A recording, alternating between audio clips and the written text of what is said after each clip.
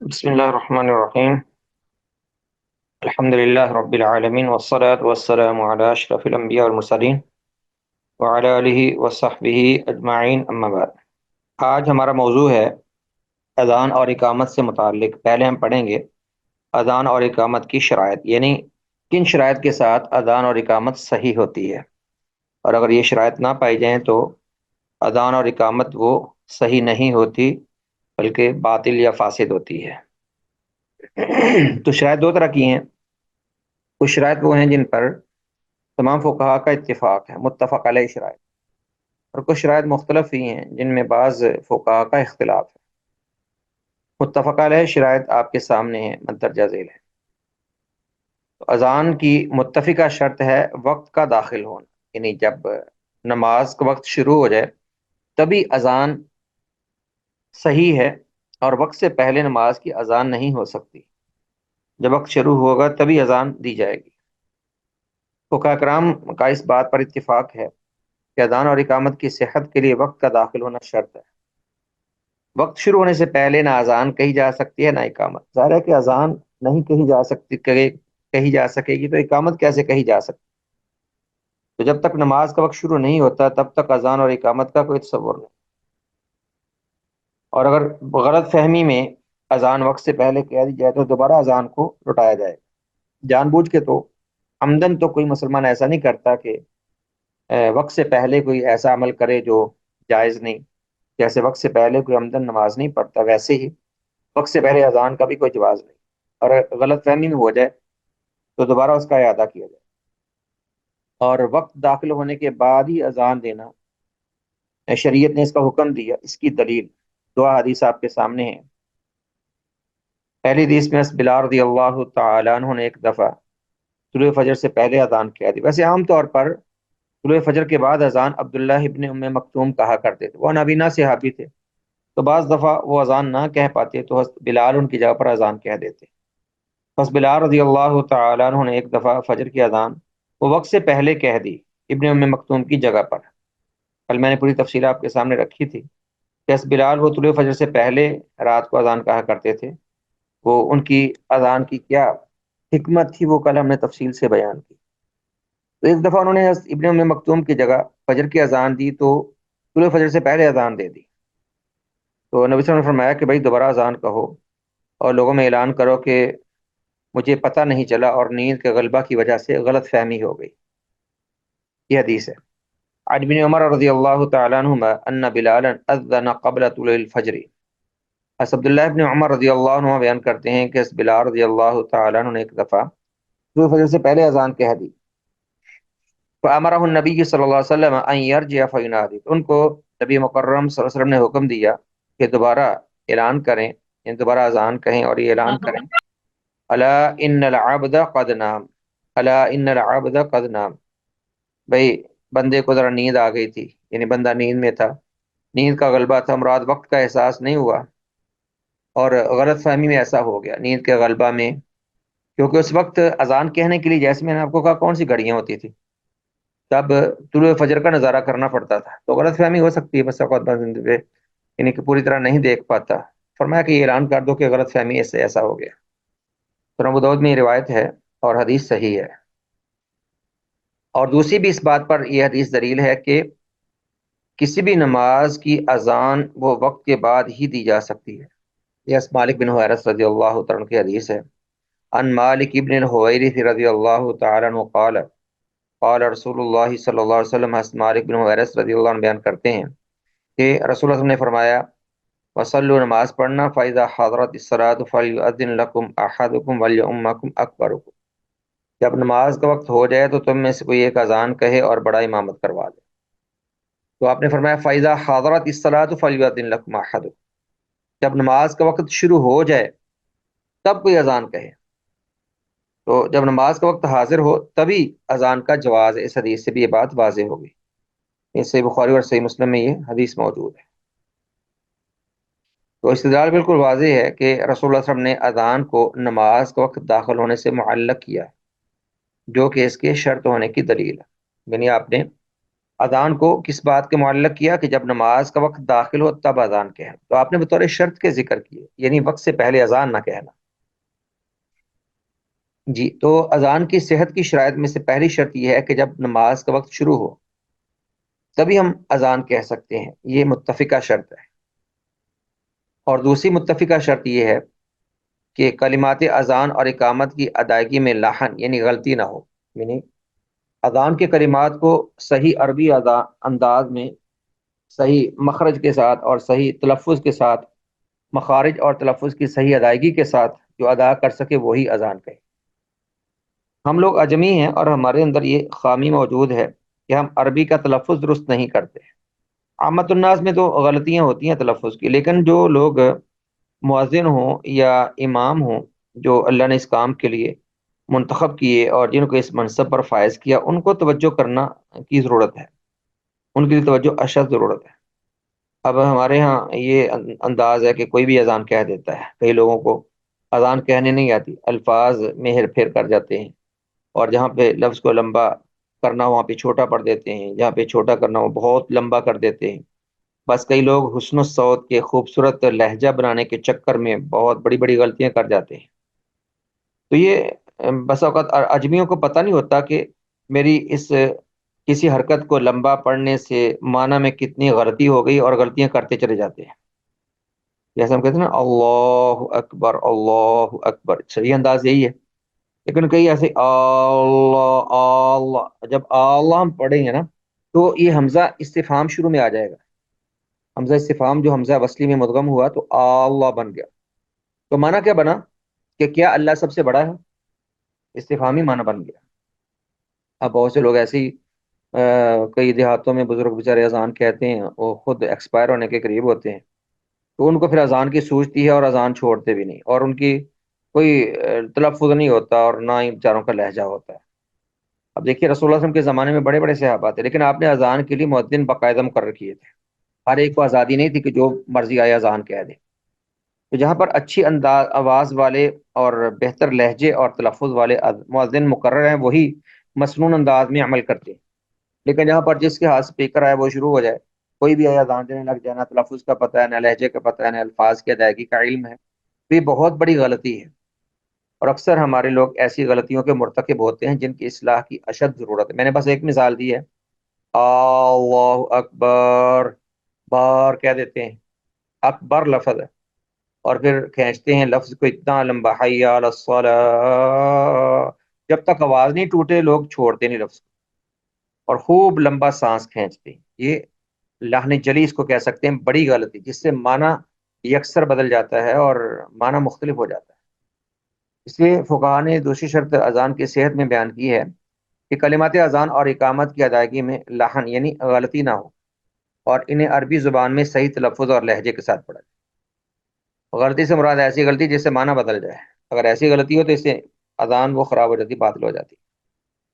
یہ دو شرطیں متفقہ علیہ ہیں کہ وقت شروع ہونے کے بعد اذان کہی جائے، اور دوسرا کلمات اذان اور اقامت وہ صحیح ادا کیے جائیں، ان میں کسی ایسی فاحش غلطی کا ارتکاب نہ ہو کہ معنی ہی چینج ہو جائے۔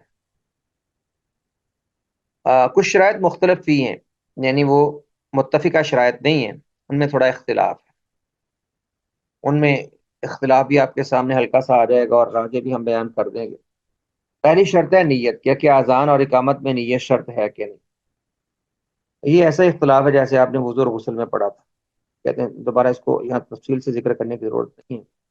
اور آج یہ کہ اذان اور اقامت میں نیت شرط ہے، کیونکہ یہ ایک عبادت ہے، یہ حکم تعبدی اللہ کا حکم ہے، تو جو بھی احکام تعبدیہ ہیں جو اللہ کے حکم سے ہم ادا کرتے ہیں وہاں پر ایک عبادت میں نیت شرط ہوتی ہے۔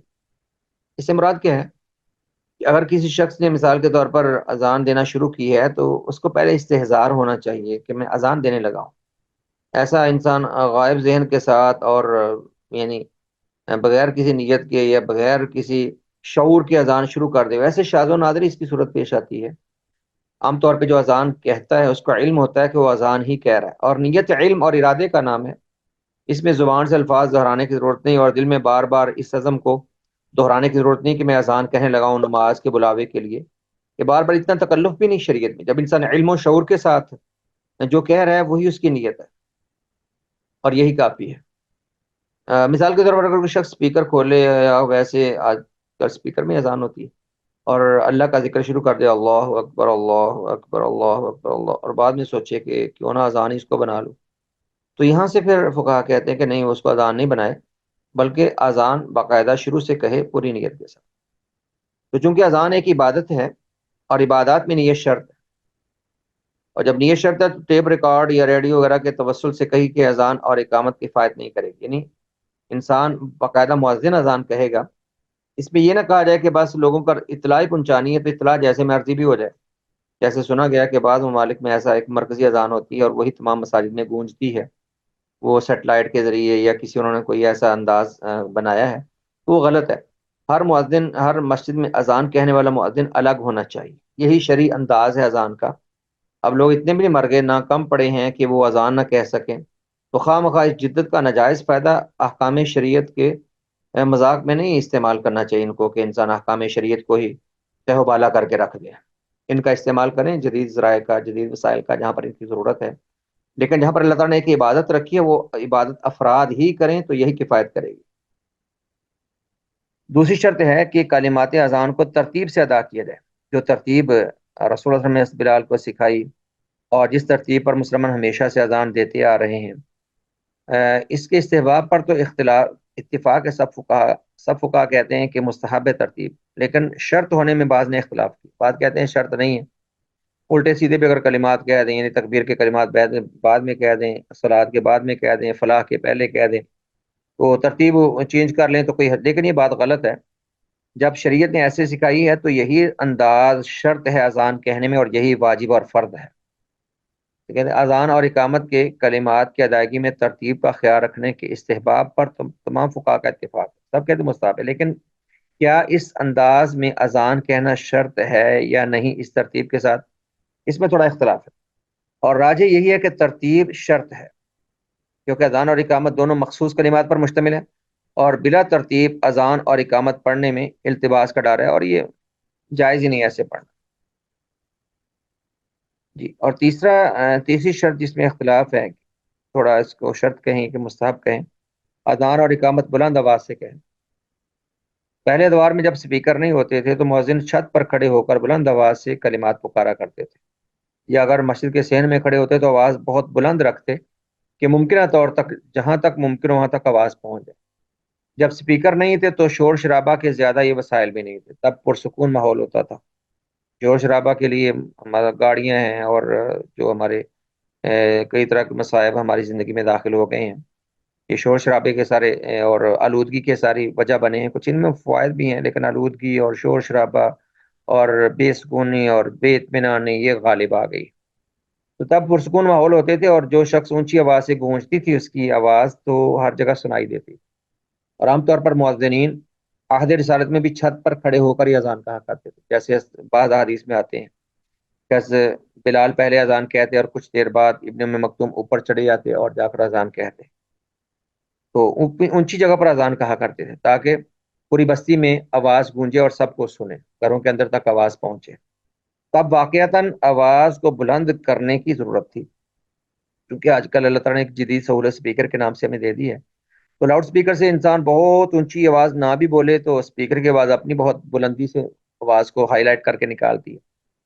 تو بلند آواز سے ویسے کہنا چاہیے اذان، یہی انداز ہونا چاہیے، باقی اسپیکر بھی آواز کو بلند کر دیتے، تو یہ مستحب ہے آواز بلند ہو۔ آپ نے اس بلال رضی اللہ تعالیٰ عنہ کو اس لیے مؤذن مقرر کیا تھا، جب عبداللہ بن زید نے اذان کے بارے میں آپ کو اپنا خواب بیان کیا تو آپ نے فرمایا کہ کم مع بلال فعل کی علیہ التاذین فانہ اندى صوتا من، یہ بلال کے ساتھ کھڑے ہو جاؤ، بلال کو اپنی اذان سکھاؤ، اس کی آواز بلند اور خوبصورت ہے۔ تو آپ نے اس بلال کو بلندی آواز اور خوبصورت آواز کی وجہ سے اپنا مؤذن بنایا۔ تو مؤذن کی آواز بلند ہونی چاہیے، خاص اسپیکر میں ہی ہو، اونچی آواز سے وہ اذان کہے، آہستہ آہستہ نہیں۔ تو بلند آواز سے اذان کہنے اس کے استحباب پر تو تمام فقہا کا اتفاق ہے، لیکن شرط ہونے میں اختلاف ہے، اور آج یہ کہ اذان اور اقامت بلند آواز سے پڑھنا شرط ہے، جیسے ابو سعید خدری رضی اللہ عنہ کی حدیث میں اس کی فضیلت آئی ہے۔ آپ نے پہلے حدیث پڑھی ہے، دوبارہ دیکھ لیجئے۔ رسول اللہ صلی اللہ علیہ وسلم نے فرمایا تھا فَإِذَا كُنْتَ فِي غَنَمِكَ أَوْ بَادِيَتِكَ فَأَذَّنْتَ بِالصَّلَاةِ فَارْفَعْ صَوْتَكَ بِالنِّدَاءِ، فرمایا جب کوئی اپنی بکریوں میں، اپنے باہر کھیتوں میں یا صحرا میں ہو اکیلا، کھیتوں یا صحرا میں اکیلا ہو، تو جب اذان کہے فَارْفَعْ صَوْتَكَ بِالنِّدَاءِ، فرمایا بلند آواز سے وہ اذان کہے۔ کیوں؟ اس کا فائدہ کیا ہے مؤذن کو؟ فَإِنَّهُ لَا يَسْمَعُ مَدَى صَوْتِ الْمُؤَذِّنِ جِنٌّ وَلَا إِنسٌ وَلَا شَيْءٌ إِلَّا شَهِدَ لَهُ يَوْمَ الْقِيَامَةِ، کہ مؤذن کی آواز کی انتہا جہاں تک بھی پہنچتی ہے کہ کوئی جن، انسان یا جو بھی مخلوقات مؤذن کی آواز سنیں گے، سب کے سب روز قیامت اس کے لیے انشاءاللہ شہادت دیں گے، اس کے لیے گواہی دیں گے۔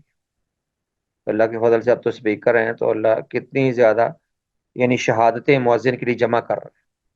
تو یہاں پر آپ نے میں فرفع صوتک بالنداء، بلند آواز سے اذان کہو۔ دیکھیے یہاں پر وہ اکیلا شخص ہے، دور دراز کھیتوں میں یا کسی صحرا میں یا جنگل میں اذان کہہ کے اکیلا ہی نماز پڑھے گا۔ جب اکیلے کو شریعت نے تلقین کی، تو جو مسجد میں سب لوگوں کو بلانے کے لیے اذان کہتا ہے، اس کو تو بلا اولیٰ پھر آواز بلند کرنی چاہیے۔ وجہ استدلال کیا ہے اس حدیث میں؟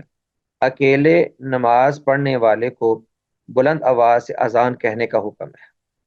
جب اکیلا کوئی شخص نماز پڑھنا چاہتا ہو باہر کھیتوں میں یا صحرا میں، تو اونچی آواز سے اذان کہے۔ وہاں پر اونچی آواز سے اذان کہنے کی کیا ضرورت ہے؟ ایک تو اللہ کے کلمات، اللہ کی توحید کے کلمات اور مصطفیٰ علیہ السلام کی رسالت کے کلمات اور صلاۃ اور فلاح کے کلمات وہ بلند آواز سے گونجیں اور اللہ کی توحید کا نقارہ بجے اور اللہ تعالیٰ کے ذکر کی آواز بلند ہو۔ اور دوسرا یہ بھی کہ جہاں تک مؤذن کی آواز پہنچے گی، وہاں تک شیطان بھاگے گا، شیطان دور بھاگے گا، اور جہاں تک اس کی آواز جائے گی تمام مخلوقات اس کے لیے دعائے خیر کریں گے اور روز قیامت اس کے لیے شہادت بھی دیں گے۔ وجہ استدلال یہی ہے کہ اس حدیث میں اکیلے نماز پڑھنے والے کو بلند آواز سے اذان کہنے کا حکم ہے، تو جماعت کو تو بالاولیٰ ہوگا، جو جماعت کے لیے لوگوں کو اذان کہہ کے بلانا چاہتا ہے۔ یہ تھی اذان کی شرائط، اذان اور اقامت کی شرائط۔ ان میں دو شرطیں متفق علیہ ہیں، دوبارہ دیکھ لیجئے، دو شرطیں متفقہ ہیں۔ ایک تو وقت شروع ہونے کے بعد اذان کہنا، یہی لازم ہے، وقت سے پہلے اذان نہیں ہوتی۔ اور دوسری متفقہ شرط ہے کہ جس کی تلفظ اور ادائیگی صحیح ہو، جو اذان کے کلمات ادا کرنے میں غلطی نہ کرے، وہی اذان کہے۔ اور مختلف شرائط یہ آپ کے سامنے۔ اس کے بعد اگلا عنوان ہے ہمارے پاس، اذان اور اقامت کے آداب کیا ہے، یعنی مستحبات کیا ہے۔ اذان اور اقامت کے لیے مستحب اعمال کون سے؟ آداب سے مراد مستحبات کیا ہیں؟ کون سے اعمال اذان اور اقامت کے لیے مستحب ہیں، شرط نہیں ہے۔ اذان اور اقامت کے لیے آداب یعنی ان کے لیے مسنون اور مستحب اعمال مندرجہ ذیل ہے۔ پہلے طہارت، طہارت میں نا باوضو ہو کر اذان کہنا، اس میں کوئی اختلاف نہیں کہ غسل کی پاکیزگی شرط ہے اذان کے لیے، یعنی حدث اکبر سے پاک ہونا شرط ہے، کیونکہ اذان مسجد میں ہوتی ہے اور جنبی شخص تو مسجد میں داخل نہیں ہو سکتا۔ ویسے بھی اذان ایک باقاعدہ عمل ہے، اس کے لیے جنابت سے طہارت شرط ہے، جنابت سے طہارت شرط ہے۔ اس میں کوئی ایسی شاید کسی نے اختلاف کیا ہو، لیکن جنابت سے طہارت شرط ہے۔ جنبی شخص اذان نہیں کہہ سکتا، کیونکہ اذان مسجد میں کہنی ہے، اور جنبی کے تو مسجد میں داخل ہونے کا جان بوجھ کے تصور نہیں ہے۔ البتہ کیا باوضو ہونا شرط ہے کہ نہیں، اس میں تھوڑا اختلاف، اور راجح یہ کہ اذان کے لیے باوضو ہونا شرط نہیں ہے۔ بعض علماء نے ویسے بغیر وضو کے مکروہ کہا ہے، لیکن مکروہ کہنے کی دلیل نہیں ہے۔ اگر وضو نہیں ہے، وقت کم ہے یا ٹائم شارٹ ہے، انسان اگر بغیر وضو کی بھی اذان کہہ دے تو انشاءاللہ کفایت کر جائے گی۔ البتہ مستحب یہ ہے کہ وہ باوضو ہو کر اذان کہے۔ اذان اور اقامت کے لیے طہارت یعنی باوضو ہونا شرط نہیں، طہارت سے مراد ہے باوضو ہونا۔ طہارت کا معنی آپ یوں سمجھیے کہ باوضو ہونا۔ البتہ بعض علماء کے ہاں بغیر طہارت یعنی بغیر وضو کے اذان اور اقامت پڑھنا مکروہ سمجھا گیا ہے۔ اور اس کے مستحب ہونے کی یہی دلیل ہے کہ نبی اسلام نے جو پیچھے آپ نے کتاب الطہارہ میں پڑھی ہیں، یہ ساری بحثیں پڑھی ہیں کہ طہارت وہ اعمال کے لیے، بعض اعمال کے لیے شرط ہوتی ہے، بعض کے لیے مستحب ہوتی ہے۔ نماز کے لیے وضو کرنا شرط ہے، اور نماز کے علاوہ کوئی عمل نہیں جس کے لیے وضو کرنا شرط ہو۔ بعض فقہا نے طواف بیت اللہ کے لیے وضو کو شرط قرار دیا، اس میں بھی ذرا اختلاف ہے۔ طواف بیت اللہ کے لیے بعض حدیث آتی ہیں تو وہاں پر کافی تاکید ہے۔ تو نماز اور طواف بیت اللہ کے سوا کوئی ایسا عمل نہیں جس میں وضو کو شریعت نے شرط قرار دیا ہو۔ قرآن کی قرات کرنے کے لیے، اللہ کے ذکر کے لیے، اور اللہ کے ذکر میں ہی اذان بھی آتی ہے، تو اذان کے لیے بھی وضو کرنا مستحب ہے، لازم اور واجب نہیں ہے۔ دوسرا مستحب ہے استقبال قبلہ، قبلہ رخ ہو کر اذان کہنا، یہ بھی اذان کے آداب میں سے ہے۔ آداب میں اور مستحبات میں اس لیے فقہا نے بیان کیا کیونکہ اس کے شرط ہونے کی کوئی دلیل نہیں ہے، اس کے شرط ہونے کی کوئی دلیل نہیں ہے، بلکہ یہ مستحب ہے، بہتر عمل ہے کہ قبلہ رخ ہو کر یہ اذان کہی جائے۔ البتہ مسلمانوں کا یہ مسلسل اور متواتر عمل یہی ہے کہ وہ قبلہ رخ ہو کر یہ اذان کہتے ہیں۔ جب قبلہ کا علم ہو تو بلا وجہ غیر قبلہ ہو کر اذان کہنے کی بھی کوئی وجہ نہیں۔ جب علم ہے قبلے کا تو قبلہ کی طرف رخ کر کے اذان کہنی چاہیے۔ علم نہ ہو انسان پر، قبلہ مشتبہ ہو تو اور بات ہے، قبلے کا علم نہ ہو تو اور بات ہے۔ جب قبلہ کا علم ہے تو ادھر رخ موڑنا ہے تو قبلہ کی طرف موڑ لے، قبلہ کی مخالفت کرنے کی ضرورت کیا ہے؟ اور مسلمانوں کا ایک متواتر اور مسلسل عمل چلا آ رہا ہے۔ چلو وضو میں تو کہہ سکتے ہیں کہ کوئی شخص جلدی میں ہے یا پانی اس کو بر وقت نہیں مل پایا یا وقت شارٹ ہے تو اس کو جلدی سے اذان کہنا پڑی، وہاں پر تو ایک عذر بنتا ہے۔ لیکن قبلہ چھوڑنے میں اگر عذر نہیں ہے تو جان بوجھ کے کسی سنت کو ایسے حقیر سمجھنا یا معمولی سمجھنا، یہ بھی بڑی عجیب سی بات ہے۔ تو جان بوجھ کر بغیر قبلہ کے کوئی اذان نہیں کہتا، کیونکہ ایک رخ ہی موڑنا ہے۔ کون سا کسی نے باندھ رکھا ہے کہ قبلہ کی طرف منہ نہیں کر سکتے؟ جب منہ کرنا آسان ہے اور میسر ہے اور کوئی رکاوٹ نہیں ہے تو قبلہ رخ ہو کر یہ اذان کہنی چاہیے۔ اگرچہ یہ مستحب ہے لیکن یہ متواتر عمل ہے اور بڑا تاکیدی عمل ہے۔ اس کے بعد کھڑے ہو کر اذان اور اقامت کہنا، اس کو بعض فقہا نے واجب کہا، کیونکہ بعض احادیث میں رسول اللہ نے فرمایا قم فنادی بالصلاۃ، پیچھے آپ نے حدیث پڑھی، آپ نے فرمایا یا بلال قم فنادی بالصلاۃ، بلال اٹھو اذان کہو۔ اور یہ مسلسل مسلمانوں کو متواتر عمل یہی چلا آ رہا ہے کہ مؤذنین وہ کھڑے ہو کر اذان کہتے ہیں۔ جو شخص کھڑے ہونے کی صلاحیت نہیں رکھتا وہ آواز بھی بلند نہیں کر سکتا، ایسا شخص مؤذن ہونے کے اہل نہیں ہے۔ کوئی معذور ہے، ٹانگوں سے نہیں کھڑا ہو سکتا، تو ایسے شخص کو مؤذن بنائیں جو کھڑے ہو کر اذان کہہ سکتا ہو، کیونکہ نبی صلی اللہ علیہ وسلم نے اس بلال کو کھڑے ہو کر اذان کہنے کا حکم دیا۔ اور مسلمانوں کا متواتر عمل یہی چلتا آ رہا ہے کہ ہر دور میں مؤذن وہ کھڑے ہو کر ہی اذان کہتا ہے، تو جان بوجھ کے بیٹھنے کی ضرورت نہیں۔ اور عذر ہو تو تب ایسے شخص کو اذان کا کہہ دیا جائے جو کھڑے ہو کر اذان کہنے کی استطاعت رکھتا ہو۔ البتہ شرائط میں سے اگرچہ نہیں ہے لیکن یہ ایک متواتر اور مسلسل عمل ہے اور بڑا اہم عمل۔ اس طرح بلند جگہ پر کھڑے ہو کر اذان کہنا، یہ تب تھا جب سپیکر نہیں ہوتے تھے۔ اب سپیکر ہے تو اب بلند کھڑے جگہ پر کھڑے ہونے کی ضرورت نہیں ہے۔ سپیکر بلند جگہ پہ نصب ہوتے ہیں اور ان کی آواز ہر جگہ گونج جاتی ہے، تو اس کی ضرورت تھی جب سپیکر نہیں تھے، اب اس کی ضرورت نہیں ہے۔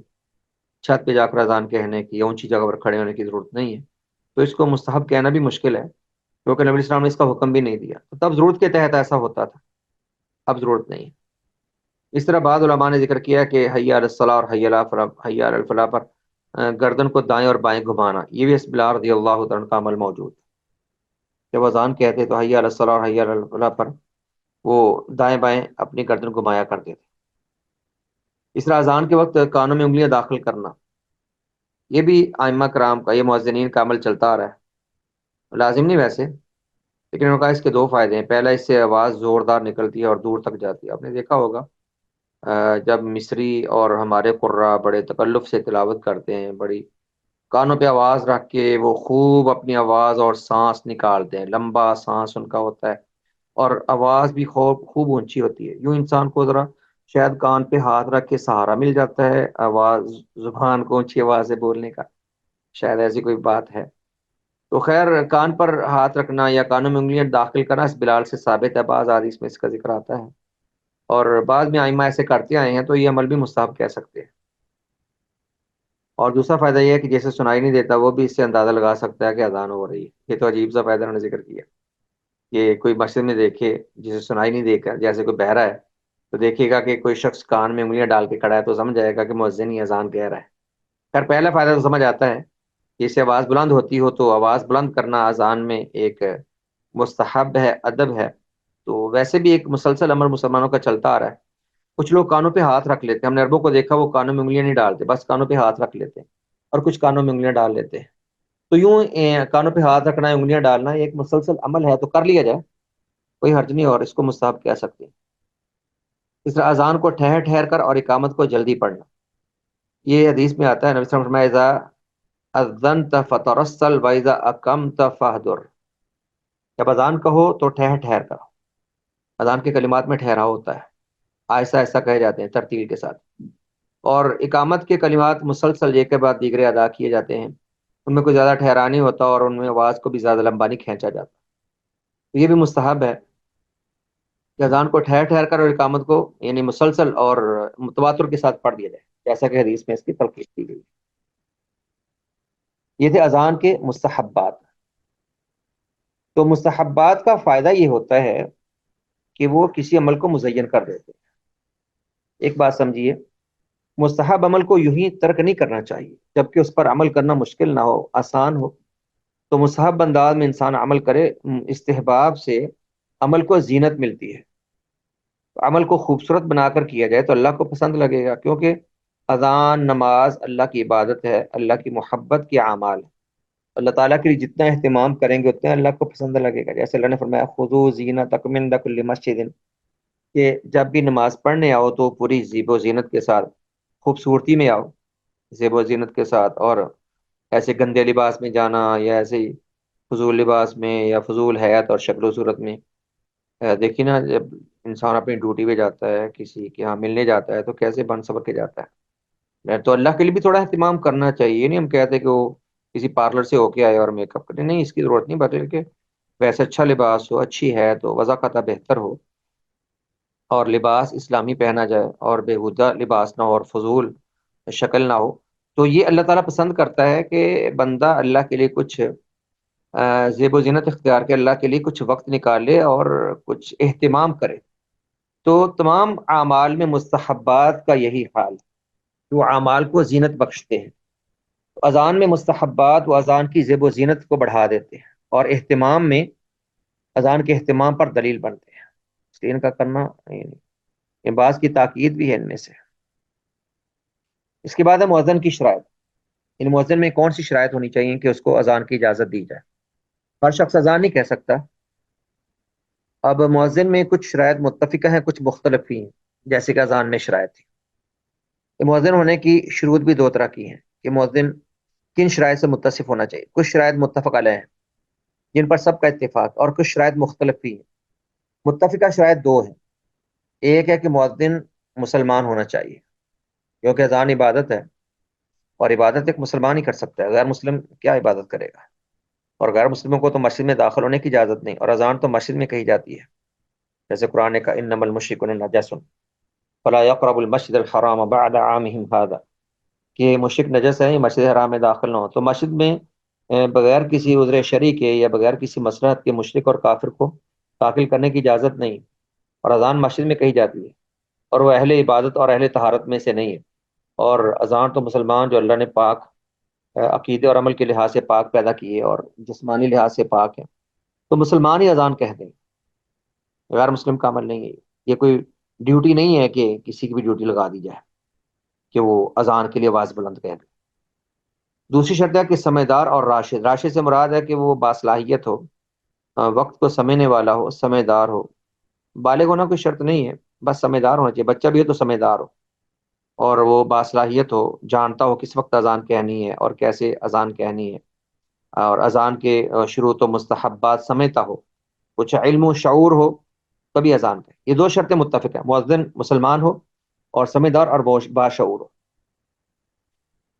کچھ شرائط مختلف بھی ہیں، جیسے بالغ ہونا۔ بالغ ہونا شرط نہیں ہے، بالغ ہونا اذان کی صحت کے لیے شرط نہیں، اگرچہ آپ کہہ سکتے ہیں کہ بہتر ہے کہ جو بڑا شخص ہے، جو بالغ ہے، وہی اذان کہے، تاکہ پوری سنجیدگی کے ساتھ اور پورے اہتمام کے ساتھ اذان۔ لیکن اگر کوئی باشعور بچہ جو عبادت کو سمجھتا ہے، سنجیدہ ہے اور اس کی آواز خوبصورت ہے، تو ایسے بزرگ سے بہتر ہے جس کو اذان کے کلمات پڑھنے میں دشواری ہوتی ہے یا جو غلطیاں کرتا ہے۔ تو بالغ ہونا شرط نہیں ہے، اس میں اگرچہ اختلاف ہے، لیکن راجح یہی ہے کہ مؤذن کا بالغ ہونا شرط نہیں بلکہ سمجھدار ہونا یہی کافی ہے۔ دوسری بات ہے مرد ہونا۔ مرد ہی اذان کہتے ہیں، عورتیں اذان نہیں کہتی۔ عورتیں عورتوں کے اجتماع میں اذان کہہ سکتی، یہ آگے کچھ مسائل آئیں گے انشاءاللہ، میں تھوڑی سی وضاحت یہیں کیے دیتا ہوں۔ عورت باجماعت نماز پڑھ سکتی ہے، مردوں کے پیچھے پڑھتی ہیں عورتیں، یہ اگر میسر ہو اور آسان ہو تو۔ باقی بعض مناسبات پر اگر عورتیں اپنی جماعت کروا لیں اکیلے میں تو کوئی حرج نہیں، جیسے بچیوں کے مدارس میں ایک کوئی ان کی عالمہ یا ان کی کوئی ٹیچر وہ اذان جماعت کروا دیتی ہے، یا درمیان میں کھڑے ہو کر کوئی بچی جماعت کروا دیتی ہے، تاکہ ایک وقت میں سب منظم انداز میں نماز پڑھ لیں باجماعت، تو صحیح ہے۔ اس طرح کوئی عورتوں کا اجتماع ہو، کوئی ان کا جلسہ ہو اور وہاں پر وہ باجماعت نماز پڑھ لیں، اس باجماعت نماز سے پہلے اذان کہہ لیں اتنی آواز میں کہ وہ عورتوں کے اجتماع تک رہے، ان کی آواز باہر نہیں آنی چاہیے، مدرسے کے اندر رہے یا عورتوں کے اجتماع کے اندر رہے، بس باہر آواز نہ نکلے۔ اور اگر وہ مردوں کی اذان پر اکتفا کر لیں تو اس میں بھی کوئی حرج نہیں، جو مسجد میں اذان ہوئی ہے وہی کافی، لیکن اگر اپنے اجتماع کے لیے وہ اذان کہہ لیں تو کوئی حرج نہیں۔ بعض صحابہ کے آثار موجود ہیں کہ انہوں نے عورت کو اپنے اجتماع میں اور اپنی عورتوں کی جماعت کے لیے اذان کہنے کی اجازت دی ہے۔ یہ اللہ کا ذکر ہے اور نماز کے لیے ایک بلاوا ہے، اور وہ باجماعت نماز پڑھنا چاہتی ہیں تو 10 منٹ پہلے کوئی ایک اذان کہہ دے تاکہ سب عورتیں وہ باقاعدہ تیار ہو جائیں اور ایک ماحول بن جائے جماعت کا۔ تو یہ ثابت ہے بعض صحابیات سے، اور بعض صحابہ نے اس کی اجازت دی ہے اور صحابہ کے آثار موجود ہیں۔ تو عورتوں کے لیے بعض مناسبات پر اذان کہہ سکتی ہے، البتہ عورتوں کا معاملہ مردوں والا نہیں ہے کہ وہ باقاعدہ جماعت شروع کر دیں کہ کسی کو جگہ کو مسجد بنا لیں اور وہاں پر صرف عورتیں ہی جمع ہوں اور عورتوں کی امامت کروائے، ایسا کوئی اسلامی دستور یا کوئی ایسا پیچھے ہمیں جواز نظر نہیں آتا۔ میں نے کہا بعض مناسبات پر ایسا ہو سکتا ہے، کسی کوئی اجتماع ہے یا بعض مدارس میں بعض مقامات پر اگر ایسا ہو جائے تاکہ منظم ہو، سب ایک ساتھ نماز پڑھ لیں تو انشاءاللہ اس میں حرج نہیں ہے۔ تو اس کے لیے وہ اگر وہ اذان کہہ دیں تو ان میں سے ایک اذان کہہ دے کہ آواز اس کی، بس یہ شرط ہے کہ اس چار دیواری اس ماحول میں رہے اور عورتوں سے باہر اس کی آواز نہ جائے، اس کا جواز ہے۔ البتہ عورت مردوں کے لیے اذان نہیں کہہ سکتی، اس پہ سب کا اتفاق ہے کہ کسی مسجد میں عورت مؤذن نہیں ہو سکتی، قطعا نہیں، اس میں کسی کا کوئی اختلاف نہیں، سب کا اس بات پر اتفاق ہے کہ اذان پڑھنے والا مرد ہو، عورت یا مخنث نہ ہو۔ عورت یا مخنث وہ اذان نہیں کہہ سکتے، مرد ہی اذان کہتے ہیں۔ اس کے دلائل کیا ہیں؟ ایک تو رسول اللہ صلی اللہ علیہ وسلم کے اور سلف صالحین کے عہد میں، عہد رسالت میں، عہد صحابہ میں، عہد تابعین میں، بلکہ آج تک مسلمانوں میں یہ متواتر عمل چلتا آ رہا ہے کہ کبھی کسی عورت نے اذان نہیں کہی، کبھی بھی ایسا نہیں ہوا، اور نہ ہی اس کی کوئی جواز ہے۔ اور پھر عورت کے لیے آواز بلند کرنا کسی شرعی جواز کے بغیر ویسے جائز نہیں، تو وہ اذان کیسے کہہ سکتی ہے؟ دوسری بات، اس سے مردوں کے فتنہ میں واقع ہونے کا امکان ہے، فتنہ ہے عورت کی یوں آواز کا بلند کرنا۔ اور پھر اذان اور اقامت مردوں کے ساتھ خاص ہے، عورتوں کا یہ عمل نہیں ہے۔ جب عورت مردوں کی امامت نہیں کروا سکتی تو ان کے لیے اذان اور اقامت کیسے کہہ سکتی ہے؟ جی، تو یہ مردوں کے لیے عورت کا اذان کہنا یا اقامت کہنا، اس کا نہ تصور ہے نہ جواز ہے، اور نہ ہی اسلام میں عہد رسالت میں، عہد صحابہ یا عہد تابعین وغیرہ میں اس کی کوئی مثال ملتی ہے۔ آگے انہوں نے ہلکی سے ایک بات کہی، ویسے اس کی ضرورت ہی نہیں تھی، وہ یہ ہے کہ اگر عورت اذان یا اقامت پڑھ دے تو کیا یہ اذان یا اقامت درست ہوگی؟ فقہا ایک غلط عمل کو جواز دینے کے لیے جو کچھ بحث کرتے ہیں، یہ بڑی عجیب سی ہوتی ہے۔ ایک غلط عمل کے لیے رستہ کیوں کھولے؟ آپ کہیں کہ باطل ہے، جو عمل غلط ہے سو غلط ہے، اب وہ درست کیسے ہو سکتی ہے؟ خیر، اس میں فقہا کا تھوڑا سا یہاں پر آپ طرز عمل دیکھ لیں کہ پہلا قول یہ ہے اس کا یہ فعل حرام ہے، اور ایسے کہ اس کی پڑھی گئی اذان یا اقامت دہرائی جائے گی، یہ قول راجح ہے، جمہور علماء کرام کا یہی قول ہے۔ اس کے درمیان آپ نے ابھی پڑھ لیے کہ عورت کا کام ہی نہیں، اور ایسا کرے کیوں؟ اور جان بوجھ کر اگر کوئی ایسے کرتی ہے کہ اسپیکر کھول کے کسی مسجد میں پہنچ کر شروع ہو جائے تو اس کو سزا بھی دینی چاہیے بلکہ۔ دوسرا قول کہتے ہیں مکروہ ہے، یعنی کراہت کے ساتھ جائز ہے، اور دہرانا مستحب اور افضل ہے۔ یہ عجیب سا قول ہے، یہ حناف کا قول ہے۔ دلیل یہ ہے، کہتے ہیں اذان نماز کا وقت شروع ہونے کی اطلاع کے لیے ہوتی ہے، اور یہ اطلاع کوئی بھی دے سکتا ہے۔ یہ دیکھو کیسی عجیب بات ہے۔ پھر اسلام میں جو ضوابط ہیں، اسلام کے جو اصول ہیں، اسلام کے جو احکام اور مسلمات ہیں، ان کی کیا حیثیت رہ گئی؟ اب چور دروازوں سے دوسروں کے لیے ایک رستہ نکال رہے ہیں جس کا قطعاً شرعاً کوئی جواز ہی نہیں۔ تو اسلام میں یہ اذان وقت کا داخل ہونے کے لیے اور لوگوں کو نماز کی اطلاع کے لیے ہے، لیکن شریعت نے یہ بھی متعین کیا ہے یہ کام مرد کریں عورتیں نہ کریں، تو کوئی بھی اطلاع نہیں دے سکتا، صرف مرد ہی اطلاع دے سکتے ہیں۔ تیسرا قول جو سب سے مردود ہے، وہ کہتے ہیں عورت کی اذان درست ہے. یہ پتہ نہیں کون سے مردود فقہا کبار شافیہ کا قول ہے. کیونکہ دلیل یہ ہے کہ قیاس ہے کہ جب عورت کا روایت کرنا اور خبر دینا درست ہے تو اس کا اذان اور اقامت پڑھنا کیسے غلط ہو سکتا ہے. یہ انتہائی مردود بات ہے. تو راجع بات یہ ہے کہ عورت کا مردوں کے لیے اذان اور اقامت کہنا درست نہیں. اس کی وجود آپ پڑھ چکے ہیں کہ یہ شریعت میں اس کا کوئی نہ جواز ہے نہ اس کی کوئی صورت ہے. تو ہم کیا پڑھ رہے تھے؟ مؤذن کی شرائط. تو پہلی شرط مختلف ہی شرائط. ایک ہے کہ بالغ ہونا شرط نہیں، ہاں مرد ہونا شرط ہے. اس کو مختلف ہی شرائط میں ویسے ذکر نہیں کرنا چاہیے تھا، تو متفقہ شرط ہے. اس میں جو شاذ اختلاف ہے، شاذ اختلاف کو ایسے ہی نہیں دیکھا جاتا، شاذ اختلاف مردود ہوتا ہے. تو مرد ہونا یہ بھی اذان کی صحت میں آپ شرط ہی سمجھے، متفقہ شرط ہی سمجھے. شاذ سا اختلاف ہے جس کی کوئی حقیقت نہیں ہے. تیسری بات ہے کہ عاقل ہونا، صاحب عقل. راجح قول کے مطابق کہتے ہیں مؤذن کا عاقل ہونا شرط ہے. بالغ ہونا شرط نہیں، لیکن صاحب عقل ہونا شرط ہے. عاقل ہونا اصل میں اوپر آ جاتا ہے، جو اوپر بیان کی تھی نا متفقہ شرط، کہ مؤذن سمجھدار ہونا چاہیے. تو عقل مند ہی سمجھدار ہوتا ہے، پاگل تو سمجھدار نہیں نہ ہوتا. پتہ نہیں شرط کو وہاں کیوں لے گئے، وہاں پر ذکر کرنے کی ضرورت ہی نہیں. تو متفقہ شرط یہ دیکھیے دوسری ہے سمجھدار اور راشد، یعنی باصلاحیت اور صاحب شعور ہو. تو عقل والا ہے وہی باشعور ہو سکتا ہے. تو عقل میں کوئی اختلاف ہی نہیں ہے. یہ کوئی مختلف ہی شرائط نہیں، متفقہ شرط. کہ مؤذن کا عاقل ہونا شرط ہے. اسی بنا پر مجنون اور فاقد العقل، فاقد العقل یعنی جس میں عقل نہ ہو، ایسے لوگ اذان اور اقامت نہیں کہہ سکتے، نہ ان کی اذان اور اقامت درست ہے نہ جائز. تیسری شرط، چوتھی شرط یہ ہے کہ وقت کا علم ہو. وقت کا علم ہوگا تو اذان کہے گا. راجح قول کے مطابق مؤذن کا اوقات نماز سے باخبر ہونا بھی اذان کی صحت کے لیے شرط. آج کل تو گھڑی دے کر کوئی بچے بھی اذان کہہ لیتے ہیں. جب واقعی یہ وقت مشکل تھا تو ایسے لوگوں کو اذان کے لیے مقرر کرتے تھے جو تجربہ کار ہوتے تھے، سیانے ہوتے تھے اور سمجھتے تھے کہ طلوع فجر کب ہوتی ہے، مثل اول کب ہے، مثل اول کب ہے، زوال کب ہوتا ہے، غروب کا کیا وقت ہے، اور شفق کا غروب ہوتی ہے تاکہ عشاء کی اذان کہی جا سکے. تو تب واقعی مشکل تھا اور سمجھدار اور تجربہ کار یا سیانے لوگ ہی اذان کہتے تھے. اب تو گھڑیوں کے ساتھ کوئی بھی وقت دے کر اذان کہہ دیتا ہے. پانچویں شرط ہے کہ صالح اور نیک اور عادل ہونا. عادل عربی میں نیک اور صالح کو کہتے ہیں، دیانتدار امانت دار کو عادل کہتے ہیں. عادل وہ منصف کے معنی میں نہیں ہے. ہم عادل کہتے ہیں نا انصاف کرنے والوں کو، عربی میں عادل کہتے ہیں امانت دار کو. یہ صالح نیک اور امانت دار شخص ہونا چاہیے. مؤذن عادل یعنی نیک و صالح شخص ہونا چاہیے. لیکن اگر کوئی فاسق اذان پڑھ دیتا ہے تو راجح قول کے مطابق اس کی اذان درست ہوگی. اذان تو ہو جائے گی لیکن یہ بہتر نہیں ہے. بہتر یہ ہے کہ صالح نیک اور امانت دار شخص ہی اس منصب پر، کیونکہ عبادت کا منصب ہے اور ایک عظیم منصب ہے، تو اس کے لیے ایسا شخص ہو جو منتخب ہو اور بہتر ہو. آخر میں ایک مسئلہ ہے کہ کیا اذان دینے پر اجرت وصول کی جا سکتی ہے کہ نہیں.